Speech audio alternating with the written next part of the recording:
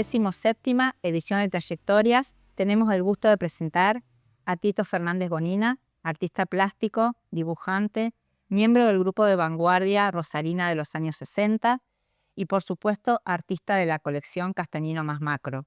Su obra revela un gran compromiso político y una profunda búsqueda de renovación. Buenos días, Tito. Buenos días. Buenos días, Alejandra. Buenos días.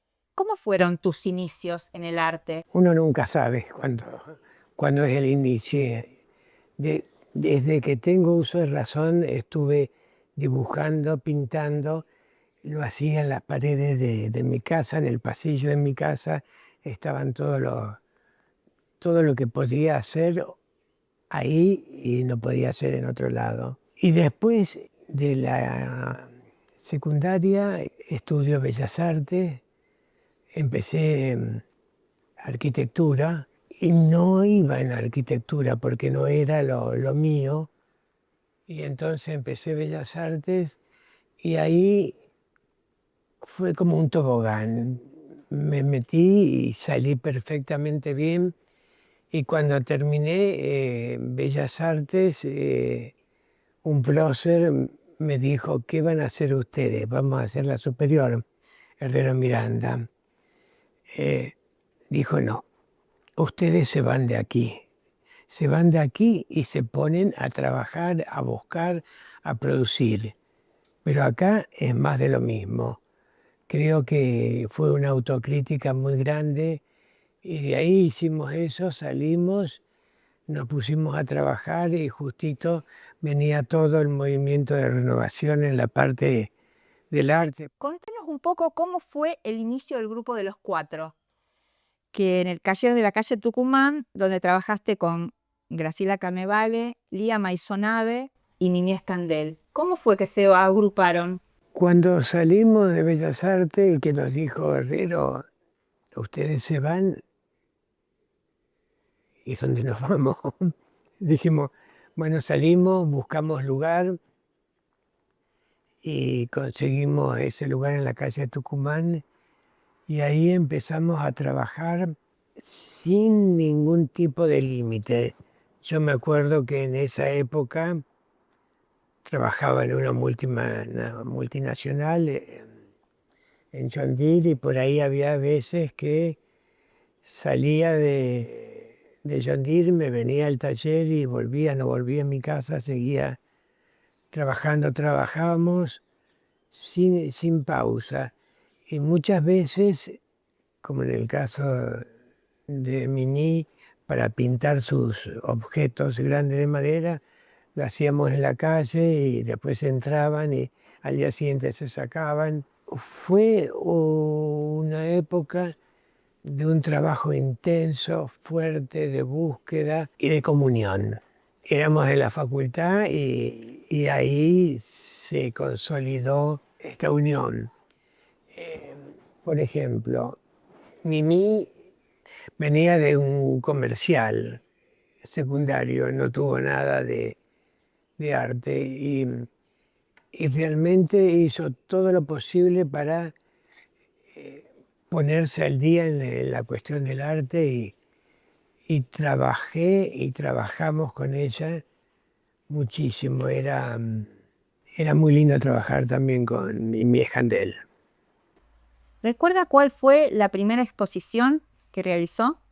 La primera exposición que hice fue en Galería O, que era en el Pasaje PAN, que fue en el año 65, y fueron los dibujos, digamos, experiencias visuales, porque no podíamos decir que era una... Nunca pensé en obra de arte, pero fue una cuestión de poder decir o de poder gritar un poco. Yo creo que el grito es fundamental en el arte y el arte es, y lo fue, una fuerza de choque. La última cena no fue una cosa pasajera. Ahí hubo todo un proceso de crítica del ambiente, de la época, de la gente, y eso es lo que tiene que hacer el arte. Tiene que descubrir correr el velo y permitir ver más allá.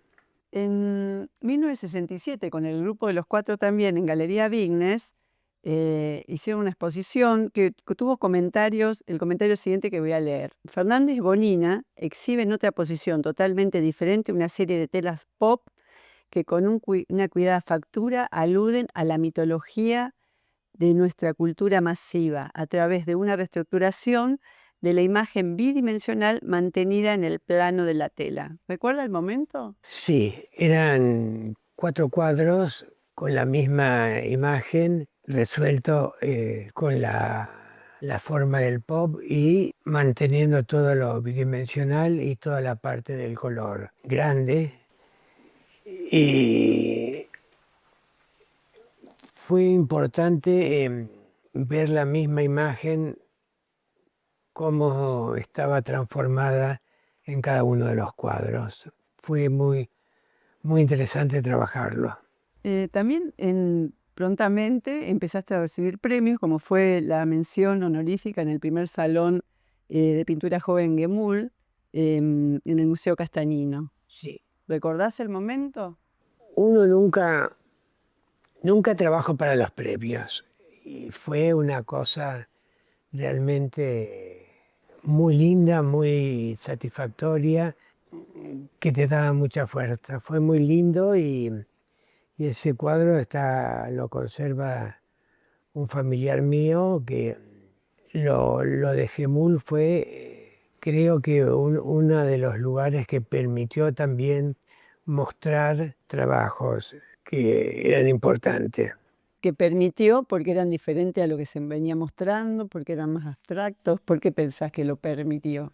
Eso me dio más impulso para seguir y meterme más y buscar todos los resortes que podía encontrar para decir cosas. Era también un momento de apriete político que se dio y bueno, el arte era una manera de hacerlo. Me acuerdo que había una muestra en el museo, creo, y la obra era una imagen de Kennedy muy grande y a 5 metros adelante un adoquín. La cosa estaba cantada. Viene alguien, tira el adoquín contra Kennedy y Kennedy queda todo hecho una basurita en el suelo. Es decir, ya la pintura de Caballete desapareció. Estaba la pintura de acción. Aparte, te daba impulso para seguir y de ahí siguieron cosas y uno se atrevió a hacer y decir de todo. Justamente vos integraste el grupo de arte de vanguardia Rosario con el que realizaste exposiciones colectivas, acciones, manifiestos que se enfrentaron al campo artístico local y que manifestaban la voluntad de impulsar un cambio profundo en el arte. ¿Qué recordás de ese ingreso al grupo o de esa fusión de tu grupo con el grupo grande? Me ayudó a respirar mejor. Fue una cosa de que se fueron abriendo y permitiendo y jugando con todo lo que uno tenía disponible de lenguajes y de forma de trabajar y de vida. ¿Recordás cómo eran esas reuniones, las discusiones? Y esas discusiones donde eran en nuestro taller, porque era el que estaba en el centro, y bueno, y ahí se discutían. Me acuerdo que cuando fue la toma de la charla de Romero Brés, que se tomaba y se buscó un lugar alternativo. Si había algún problema, estaba el taller nuestro y yo me quedé a cargo del taller como el lugar de base si había que hacer algo. Era el arte en acción. ¿Les costaba ponerse de acuerdo o eran pensamientos muy distintos? No eran distintos, eran, la matriz era la misma para todos. Después había a lo mejor algunas cosas que había que afinar para poder acordar o aceptar. Ustedes con este grupo participaron en 1967 en el marco de la Semana del Arte Avanzado en 2 muestras en Buenos Aires muy importantes. Del 25 al 30 de octubre del 67 en el Museo Moderno con Rosario 67, con una obra sin título, materiales varios. Y en la otra muestra en la Sociedad Hebraica, en el mismo momento, con Estructuras Primarias 2, con una obra llamada Desintegración de una mujer real. De una imagen real era. Ah, así está en el catálogo mal escrito. Entonces, madera esmaltada y fotografía. Desintegración de una imagen real. Madera esmaltada y fotografía, 21 unidades. ¿Qué recordás de esta experiencia? El trabajo de la desintegración era porque era cubos que se podían armar y se armaba la fotomía. Así, no estaba pensado ahora como una cuestión de ego. Es decir, tenía que poner una imagen y la imagen era la mía y fue muy, creo que muy impactante porque no había alguna cosa referente de ese tipo y ¿El público las podía mover? la podía mover, podía... ¿Cómo lo pensó que dijo que no fue una cuestión de ego? ¿Cómo pensó la obra? No fue una cuestión de ego que puse la foto mía. La cuestión era que la gente participe. El planteo en casi todo estaba la participación activa del espectador. Y entonces esos cubos se podían acomodar, armar, se podían trasladar y realmente se dio y, y creo que fue, no creo, fue muy satisfactorio. ¿Y de Rosario 67 en el Moderno, tiene algún recuerdo de su obra? Esa obra a ver, me la perdieron, porque quedó para el Museo de Arte Moderno, creo que Parpagnoli estaba en ese momento. Parpagnoli me la pidió, la mandó no sé a dónde y nunca más volvió como el tango. La perdí. Lo único que me quedó es el registro fotográfico y listo. Creo que muchas obras se perdieron en el camino en todo esto. Pero lo importante era que uno trabajaba y trabajaba, o trabajé con todo, poniendo el alma y la vida, como dice el tango. En el 1968, con el grupo de los 4, en Galería Liloray, usted encerró el vacío del espacio con un plástico. ¿Nos cuenta un poco cómo fue todo ese proceso?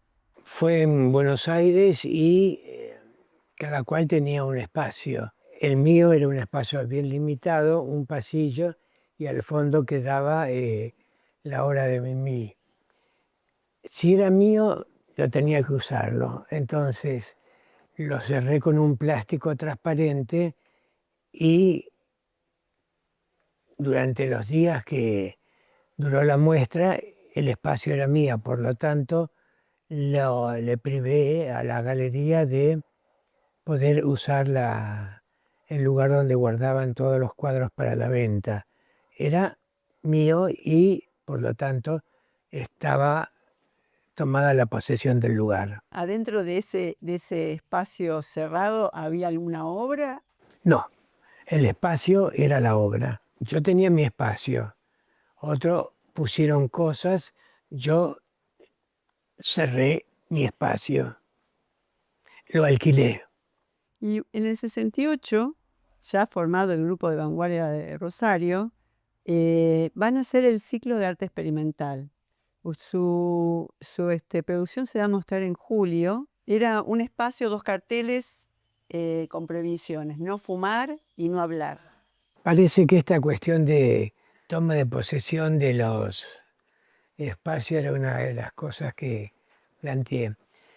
Ahí tenía un espacio, entonces la posibilidad estaba de entrar al espacio, pero con condiciones. Un poco esta obra surge de los planteos que nos hacía Lía, que hablaba que cuando salía tenía que agarrar la cartera, tenía que agarrarse de algo.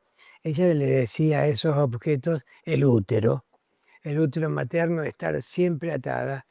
Entonces a mí me quedó eso del útero. Entonces el espacio que tengo, la gente podría estar, pero corto los contactos con el útero.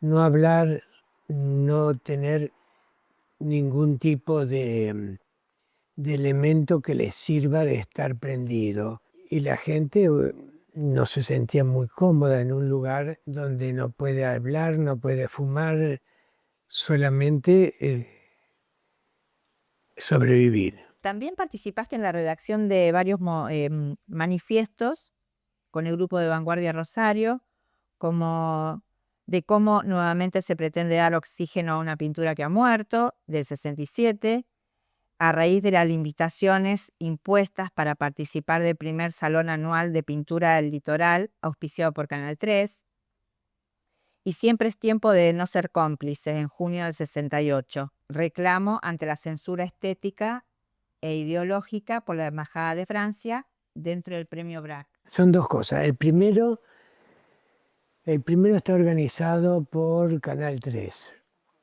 pero no fue solamente en pintura, fue en música, en dibujo, en pintura, y en esto había un programa de televisión que de la colina era Jurado. sí, digamos el jurado. Y ahí surgió el problema de lo que es pintura y lo que no es pintura.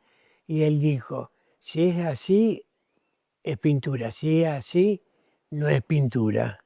La del premio BRAC pasó lo siguiente. El premio BRAC era un premio otorgado por la Embajada de Francia y estamos en el Maya francés. Entonces, a partir de ahí, ya en Francia había censuras en el arte, y entonces, a partir de eso, los organizadores del premio BRAC deciden que ellos se toman la libertad de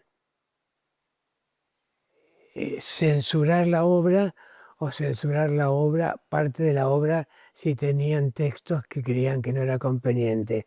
Entonces el diablo con todo y no, BRAC se queda en Francia. Lo llevo a otra muestra que sucedió en el museo. En 1992 realizás una muestra que se llama Desencubrimiento. Desencubriendo, descubriendo, cubriendo, sí. Primer acto, con el grupo multimedia, instalación y video. Fue una investigación sobre la incidencia de los diferentes lenguajes plásticos con los medios audiovisuales. ¿Nos podés ampliar un poco sobre este tema? Fue un trabajo enorme porque ahí hicimos todo un relevamiento del arte en Rosario. Tomamos los referentes del arte en Rosario. Eso se fotografió. Después estuvimos en Buenos Aires, también tomando los referentes del arte, que estuvimos entrevistando. El trabajo final de todas estas entrevistas se hizo un video que se proyectaba en la muestra, en todo el museo, y también se hicieron espacios adentro del museo que, por ejemplo,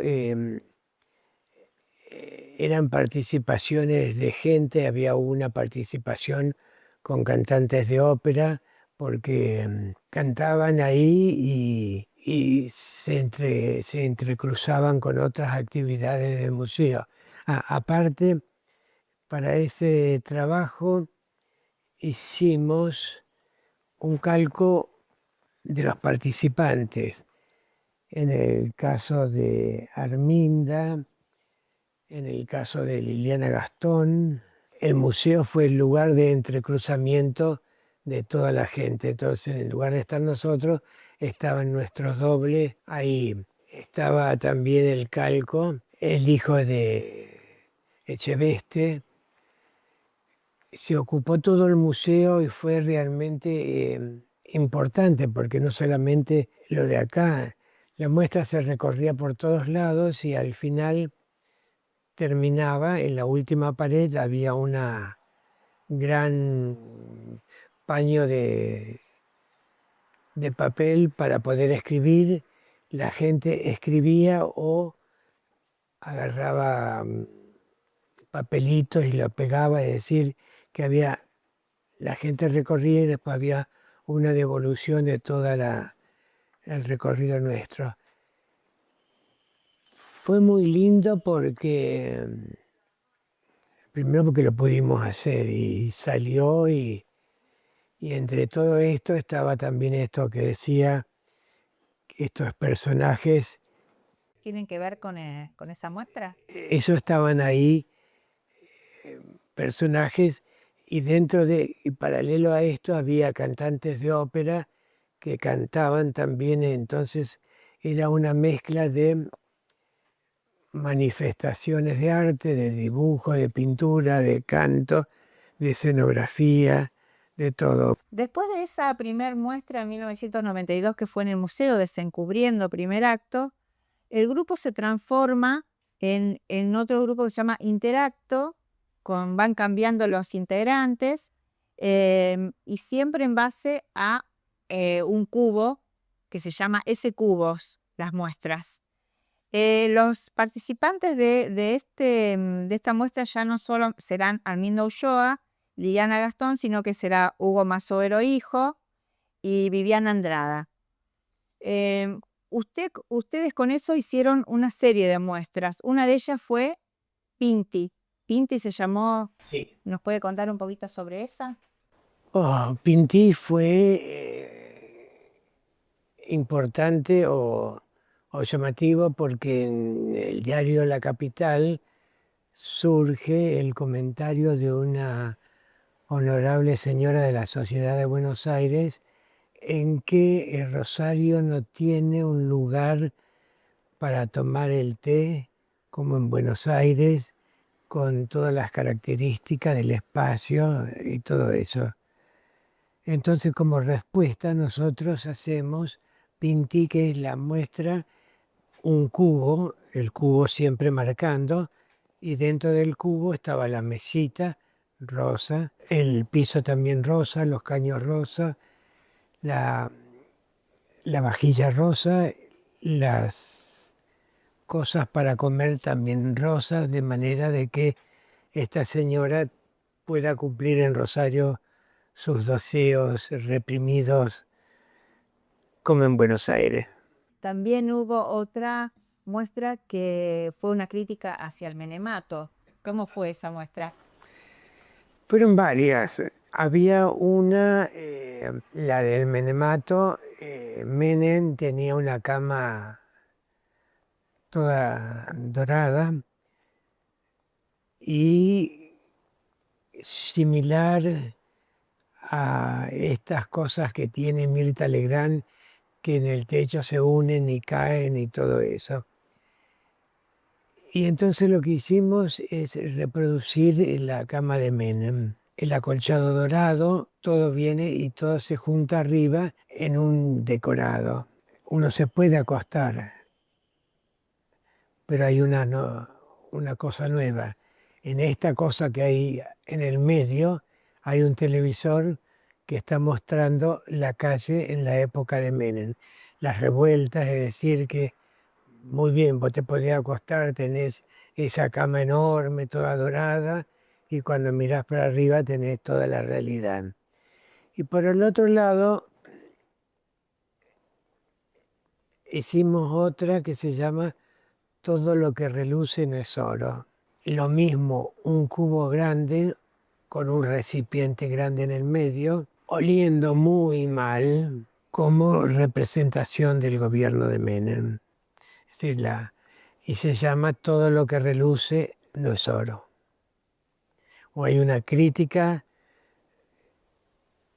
al menemato muy grande. Y una acción que realizaron en el Parque Independencia. En el Parque Independencia, la de la islita. Cuando hablamos de ese cubo, el cubo marca lugares, como marcaba el lugar en la Plaza Montenegro, porque es el lugar de encuentro de la gente que trabaja o que está por la zona, un lugar muy, muy, muy fuerte. Lo que se remarca en este caso es algo que siempre está en el deseo de los rosarinos, poder cruzar a la islita. Nunca se pudo y entonces a partir de ahí lo que pudimos hacer es un puente que te lleva a la islita y en la islita estaba un cubo, grande por supuesto, como todos los otros, con luz y sonido. Es decir, transformó la característica del urbana desde lejos, visual y sonoramente. Y se podía acceder. Se podía acceder. Es como un poco que esa experiencia de la Galería de Olay de limitar el espacio se revivió en ese cubo que va a limitar todas esas acciones, interacciones, limitar el espacio geográfico. El cubo marca, es decir, como si tuviera una cámara, elijo un espacio. Ahí el cubo estaba marcando un espacio muy, muy, muy particular y que por ahí no se usaba. Por ejemplo, la islita del parque que tuvimos que hacer todos los trámites legales para poder apropiarnos de eso. El traslado también de la gente, con música, con todo, fue, no sé si ahora se podría hacer o si lo hubiéramos hecho. En 2017 participaste de una muestra importante en la Fundación OSDE con otros artistas, Marcelo Castaño, Guillermo Forchino, Mario Alberto Laus y María Alicia Vicari. Esta muestra se llamó La mirada negada y fue curada por Edgardo Donoso. La pregunta es, ¿por qué se llamó?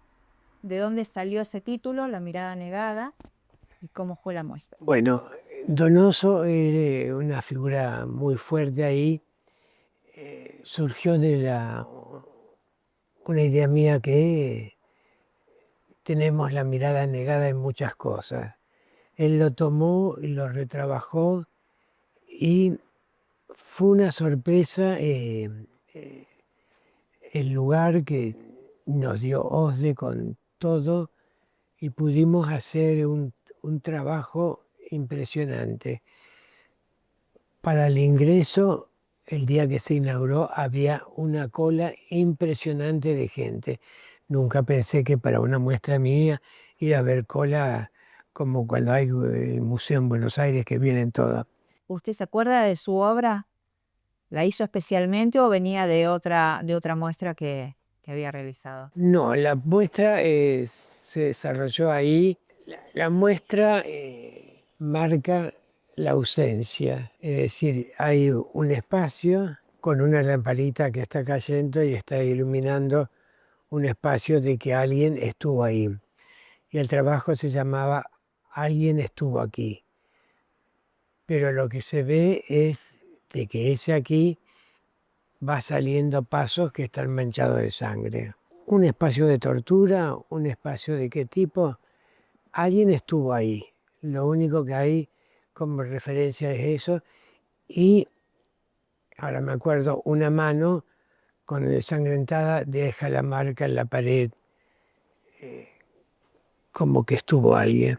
¿Cómo realiza usted su producción artística? ¿Parte de un concepto, de una idea? ¿Tiene alguna disparador, algún motivador? Miro lo que me rodea. A ver, La realidad me va dejando marcas y tomo esas marcas. Hay un pintor rosarino que pinta o dibuja y lo primero que hace es la mano, la hace y después la pasa al dibujo, a la otra.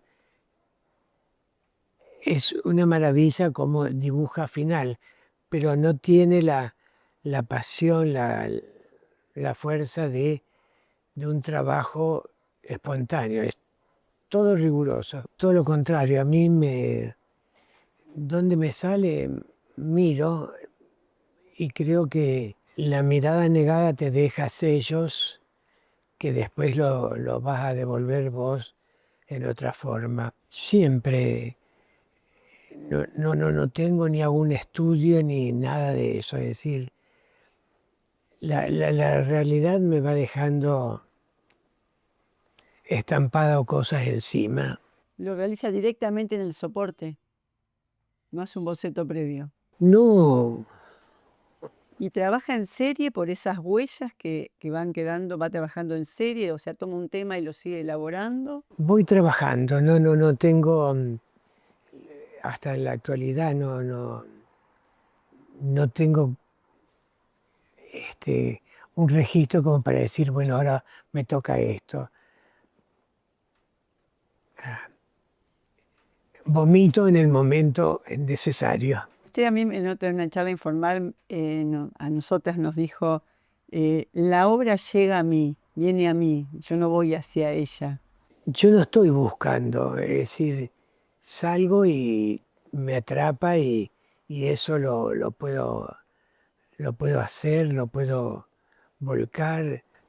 No me gusta para nada tener un boceto previo, porque no lo voy a respetar. No, me gusta sí, esa cosa que se hace que uno explota. ¿Y usted cómo se definiría como artista? ¿Se define como artista? Sería la pregunta. No sé lo que es un artista. No sé por qué me suena una cosa muy relamida, muy cosa. Yo soy un cronista y como cronista hablo, es decir, voy caminando por la vida y voy viendo y voy hablando y ahí me va surgiendo y de ahí puedo hacer algo, pero esta cuestión del artista me suena feo a mí. Será porque me acuerdo que yo tenía una alumnita que había hecho un cuadro así chiquito al óleo de un dibujito animado. Y ella era una artista porque trabajó el óleo y todo eso. Me gusta lo espontáneo, la cosa que puede salir en forma visceral, explotar, es decir, la cosa muy elaborada pierde savoir-faire, pierde, pierde fuerza, es decir, creo que las cosas son importantes y el arte es para chocar, si no, no es arte. Recientemente donaste al museo los derechos para reconstruir tu ambientación en el ciclo de arte experimental. ¿Qué significa para vos que esté esta obra en el museo?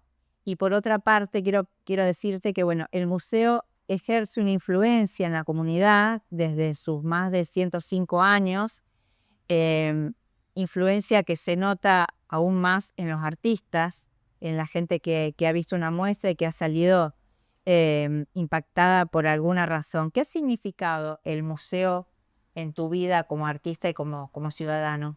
El único museo que tenemos de arte, el documento vivo de la historia del arte ahí en Rosario, donde uno sabe que ahí va a encontrar todo un montón de respuestas. Y el museo se ha caracterizado por abrir sus puertas y acercarnos cosas en pensar qué significa, creo que más no puedo pedir, porque tampoco lo pensé. Es decir, toda mi vida he trabajado, trabajo y trabajaré, y, y que pueda llegar al museo y que también pueda ser visto por otros que van a tener otra mirada distinta a la mía o compartirla.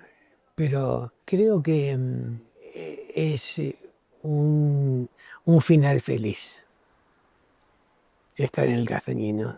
¿Y en qué proyecto se encuentra trabajando actualmente? ¿En qué proyectos estoy? Trabajo todos los días y todas las noches. La noche es la mejor compañera. Yo me pongo a dibujar y entro en otra dimensión. No estoy manejándome con la realidad. Empiezo a dibujar y trabajo y dejo porque sé que me tengo que levantar al día siguiente. Si no, hay veces que me quedo hasta muy tarde trabajando. Los proyectos es dibujar, dibujar y por ahí van saliendo cosas que no esperaba, entonces de ahí puedo hacer una ramificación y empezar a ampliar y todo eso, pero lo importante es el trabajo. Después veremos qué es lo que sale. Lo que sale es algo inesperado, porque si fuera lo esperado, ya estaría. Entonces, lo inesperado es la sorpresa.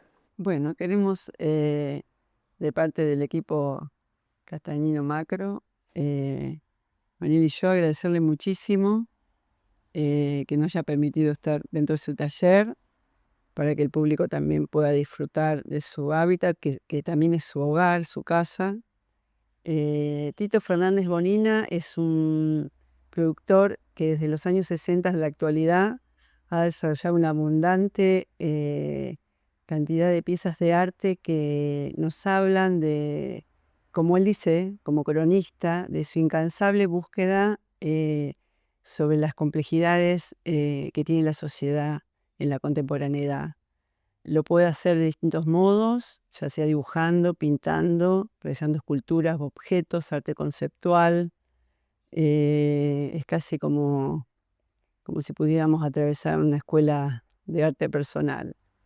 Esperamos que siga así, produciendo con tanta pasión y diciéndonos con cosas que nos hagan pensar el mundo. Muchísimas gracias.